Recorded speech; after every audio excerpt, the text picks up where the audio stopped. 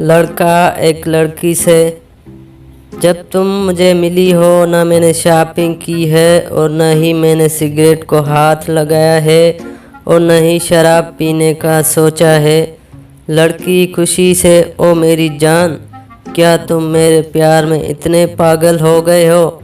लड़का, अरे कमीनी, तेरी वजह से मेरी जेब खाली होकर रह गई। पता नहीं वो कैसी लड़कियां होती हैं जो नज़र झुकाकर चले तो लड़के प्यार में पागल हो जाते हैं। मैं नज़र झुकाऊं तो किसी न किसी चीज़ से टकरा जाती हूँ।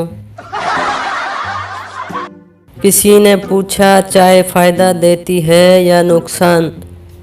मैंने कहा, कोई पिला दे तो फ़ायदा और अगर पिलानी पड़ जाए तो नुकसान। ये मैं हूँ और ये मेरी चाय है, बिस्किट भी मेरे हैं, खाना भी मैंने है।